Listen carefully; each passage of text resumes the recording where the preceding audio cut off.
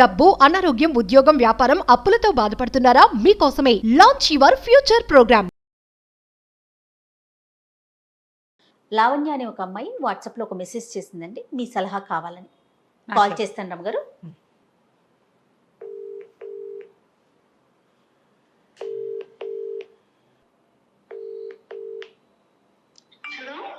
Hello, నమస్తే అండి. నేను సామాన్యుడితో సుమన్ టీవీ ప్రోగ్రామ్ నుంచి కాల్ చేస్తున్నాను.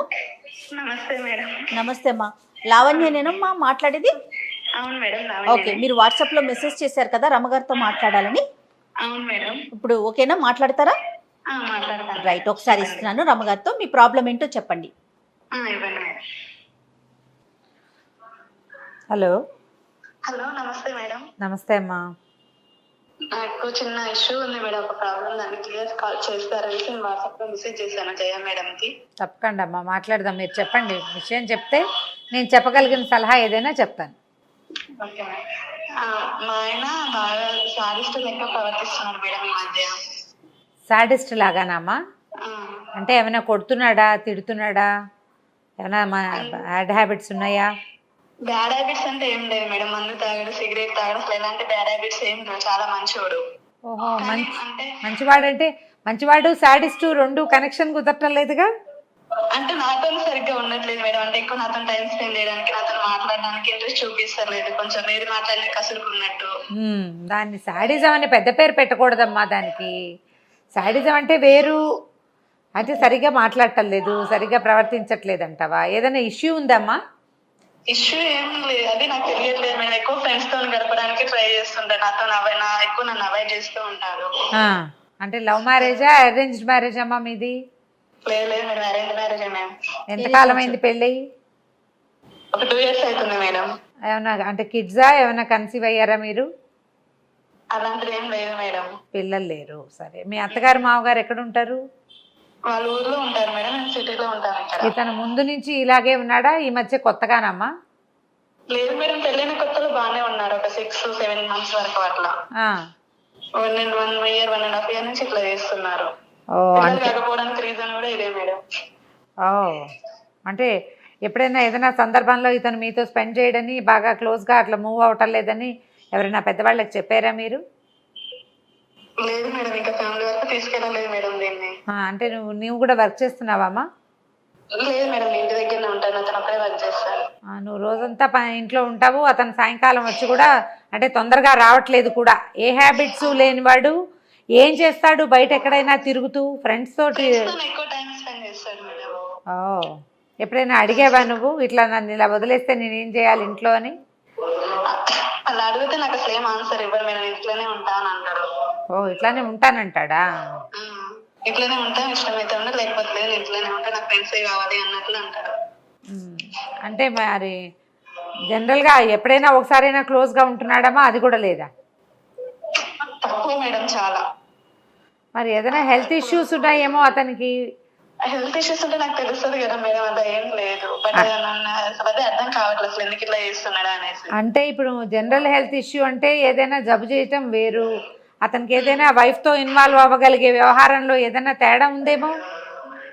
అంతే అర్థం కావట్లేదు మేడం. ఎక్కడ నా వల్ల ప్రాబ్లం వస్తుందా, లేక తనకి ఇంకేదైనా ప్రాబ్లం అంటే నాకు చెప్పలేకపోతున్నాడా అనేది నాకు అర్థం కావట్లేదు. నాకు కూడా అలాగే అనిపిస్తోందమ్మా. ఇది పెద్దవాళ్ళ దగ్గరికి తీసుకెళ్లాల్సిన విషయమేనమ్మా. ఎందుకంటే ఇప్పటికి హ్యాబిట్స్ ఉన్నాయనుకోండి, ఇతనికి ఏ తాగుడో, ఏదైనా రేస్ లాంటివి, కొంతమందికి మన గేమింగ్లు, గ్యాంబ్లింగ్లు, ఆ తర్వాత డబ్బుల్ని ఎక్కడైనా బెట్టింగ్లు, అలాంటి అలవాట్లు ఉంటే వాళ్ళు బిజీగా ఉంటారు. ఇప్పుడు బిజీగా ఉన్నాడు అనుకో ఎక్కడో ఒక చోట, అప్పుడు కొంచెం ఇంటికి వచ్చే టైము తగ్గిపోతుంది. తగ్గిపోయినా నీతో క్లోజ్గా ఉండట్లేదంటే, ఒకటి అతను సరిగ్గా ఇంట్లోనూ ఉండట్లేదు, నీతో సరిగ్గా టైము స్పెండ్ చేయట్లేదంటే ఏవైనా ఫిజికల్ ఇష్యూస్లో అతనికి ఏదైనా ప్రాబ్లం ఉండుండొచ్చు, నిన్ను అవాయిడ్ చేస్తున్నాడేమో. కానీ చిరాకు పడ్డాలి. ఇవన్నీ కూడా అంటే అతనికి ఏదో చెప్పుకోలేని సమస్య ఉందమ్మా బహుశా. దీన్ని సార్ట్ అవుట్ చేయాలంటే ముందు పేరెంట్స్కి చెప్పాల్సిందే.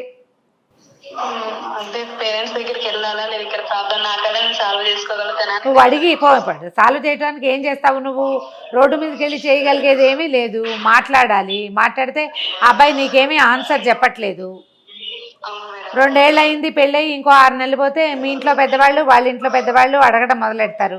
ఇంకా పిల్లలు ఇద్దరే ఉన్నారు మేడం. ఇంకా 2 ఇయర్స్ అయితే పిల్లలు ఎందుకు లేరు మీకు? ఏమి విశేషం లేదా అని మొదలు పెడతారు. మరి దానికి అతను సమాధానం చెప్పాలి కదా. వాళ్ళ ఇంటికి వెళ్ళినప్పుడు వాళ్ళ అమ్మాయి అత్తగారు మామగారు ఊళ్ళో ఉంటారు కదా, ఊరెళ్ళండి.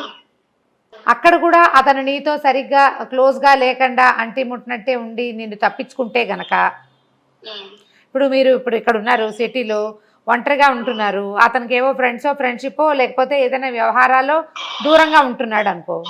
ఈ ఊరు వెళ్తే ఏముంటాయి, ఊర్లో ఇల్లు వాకిలి ఇంట్లో పెద్దవాళ్ళు ఉంటారు కదా, ఓ ఇంట్లోనే ఉంటారు, ఓ గదిలోనే ఉంటారు, మీ ఇద్దరే ఉంటారు, పెద్దవాళ్ళు ఉన్నారు కాబట్టి అతను నిన్ను వదిలేసేయకపోవచ్చు. ఒకవేళ అక్కడికి వెళ్ళాక కూడా నీతోటి ఇలాగే అడమెంట్గా కనుక బిహేవ్ చేస్తే అప్పుడు పెద్దవాళ్ళకి చెప్పు. ఒకవేళ అక్కడ బాగానే ఉన్నాడు అనుకో, కొంచెం 2-3 రోజులు కలిసి ఉన్నాక అతనికి మెల్లిగా చెప్పు, నువ్వు ఇలా ఉంటే బాగుంటుంది జీవితం, నువ్వు ఫ్రెండ్స్ వద్దంటలేదు కానీ నువ్వు నన్ను నిర్లక్ష్యం చేసి ఇలా చేయకూడదు, నువ్వు ఇలా నాతో సరిగ్గా బాగుండట్లేదు అనే విషయం మీ అమ్మా నాన్నకి చెప్పమంటావా వద్దంటావా? వద్దంటే ఇంట్లో వాళ్ళకి ఎందుకు చెప్పడం, మన మధ్యనే ఉండాలి అంటే మరి మీ ఇద్దరు క్లోజ్గా ఉండాలి. అతనేమంటాడో నువ్వు ఊరెళ్ళాక కదా నీకు ఇది తెలిసేది, మీరు ఊరెళ్ళిపోండి. ఇప్పుడు మీ అత్తగారు పిలిస్తే ఏం చేస్తారు వెళ్ళక? వాళ్ళకి వర్క్ చేసుకుంటున్నారు కదా, ఇప్పుడు ఫెస్టివల్స్ ఏమన్నా ఉంటే వెళ్దాం అన్నట్టు వాళ్ళ వీడినేమి ఇట్లా ఆయనకి చెప్పుకోలేక ఇటు నేనకి చెప్పుకోలేక మధ్యలో నేను సతమతం అయిపోయింది. ఇక మీ అత్తగారి ద్వారానే ఇతన్ని పిలిపించి రండి అని పిలిపించి వెళ్దాం అని బలవంతం చేసి తీసుకెళ్ళు. అక్కడ కనుక ఇతను క్లోజ్గా ఉంటే పర్వాలేదు, ఇదొకటే ప్రాబ్లం. ఇతను అక్కడ కూడా నీతో క్లోజ్గా లేకపోతే వాళ్ళకి క్లియర్గా ఈ విషయం చెప్పేసే, ఇతను నాతో సరిగ్గా ఉండట్లేదు, విషయం కనుక్కోండి నేనేం చెయ్యాలి అని వాళ్ళనే సాక్ష్యంగా పెట్టుకోవాలి. గొడవకి మాత్రం దిగద్దమ్మా. అందుకే చిన్న విషయం పెద్ద చేయడం ఎందుకనేసి అంటే పెద్దది కాదు ఇది, విషయం పెద్దదే ఇది, కానీ గొడవ చేయాల్సిన విషయం కాదు. గొడవ చేస్తే దీన్ని వేరే యాడ్వర్స్గా వెళ్ళిపోతుంది. అక్కడ మీ అత్తమామలతోటి అరిచర్చి పోట్లాడి ఏడ్చి గొడవ చేయకుండా సానుకూలంగా నిదానంగా చెప్పండి. ఇప్పుడు పిల్లలు కలగట్లేదంటే అసలు అతను ఇంటికి సరిగా రావట్లేదు, నాతో మంచిగా ఉండట్లేదు, మరి ఖచ్చితంగా ఇది చెప్పాలమ్మా. ఇది చిన్న విషయం ఖచ్చితంగా కాదు. ఇప్పుడు నీకు తెలియని అలవాటు ఏదో ఉందని అనిపిస్తుంది నాకు. మరి అది ఖచ్చితంగా ఈ పెద్దవాళ్ళ దగ్గర పెట్టాల్సిందేనమ్మా. దీన్ని సాల్వ్ చేసేసుకోవటము చూసేసుకోవటము సినిమాటిక్గా మామూలు జీవితాల్లో కుదరవమ్మా. మనలాంటి చిన్న జీవితాల్లో అసలు కుదరదు. ఎవరినైనా స్పైన్ పెట్టి అతని మీద డిటెక్షన్ చేయించి అవన్నీ హై క్లాస్ వ్యవహారాలు మన వల్ల కాదు కదా. మనకల్లా పెద్దవాళ్ళతోటి మాట్లాడిపించుకోవాలి. ఏదో ఒకటి పెద్దలతో మాట్లాడించండి.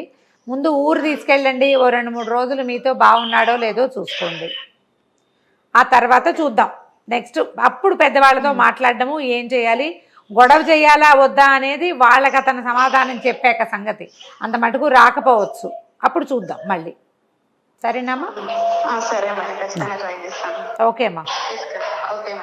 ఎలా ఉందంటే ఇవాళ రేపు ఎందుకు పెళ్లి చేసుకుంటారో తెలియట్లేదు జయ. ఇలాంటి కేసులు ఎన్ని వింటున్నామో. వైఫ్తో బాగా ఉండరు, మాట్లాడరు, వాళ్ళకి సరదా సర్దుబాట్లు ఏమీ చెయ్యరు, మా ఇంట్లో ఇలాంటివి లేవంటారు, లేకపోతే నువ్వెవరివో నేనెవరివో. ఎందుకు పెళ్లి చేసుకోవటం? అదేమంటే అనుకుంటారు అమ్మగారు, తినటానికి తిండి కట్టుకోవటానికి బట్ట ఉంటే చాలా ఇచ్చాం కదా, ఉంటే ఎట్లా సరిపోతాయి, ఇంకేంటి అని ఎక్స్పెక్ట్. ఇదే చాలా ఎక్కువ కంఫర్ట్స్ ఇచ్చేసినట్టు ఫీల్ అవుతారు. ఆడవాళ్ళు కూడా ఇలాంటి పంధాలో ఆడపిల్లలు ఉంటున్నారు, మగపిల్లలు ఉన్నారు. ఒక బంధానికి విలువిచ్చి వివాహం చేసుకుంటాం, దానికి విలువిచ్చి ఉండాలి కదా జయ. చూడు అమ్మాయి పాపం గొంతు ఎట్లా ఏడుపు గొంతుగా ఉందో. ఇటు అటు చూడండి ఎంత భయపడుతుంది, చెప్పలేకపోతుంది, నేను అటు చెప్పుకోలేకపోతున్నాను. అదే ఇది చిన్న విషయం, గొడవ చేయొచ్చా చేయకూడదు అంటది. చిన్నదేమిటి, 1.5 సంవత్సరం నుంచి భార్యతో సరిగ్గా ఉండట్లేదంటే అది చిన్న విషయం కాదు కదా, చెప్పుకోవాలి కదా క్లియర్గా.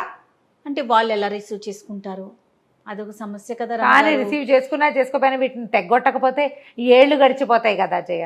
సంవత్సరాలు అప్పుడే 2 ఏళ్ళు అయిపోయింది.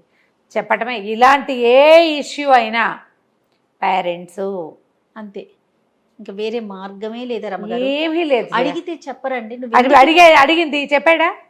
నయాను భయాను ఎట్లా కూడా నయానా భయానా అంటే ఏం అడుగుతారు భార్యలు? నయానా భయానా 2 చెంపకాయలు కొట్టగలదా? ఎట కొడతారు? నయానా భయానా కాదు, ఫ్రెండ్స్ తో చెప్పించచ్చు. అతను ఫ్రెండ్స్ తో కలిసి రోడ్డు మీదకి వెళ్ళిపోతాడు. ఈ అమ్మాయి దగ్గర ఏముండట్లేదు, హ్యాబిట్స్ లేవంటుంది.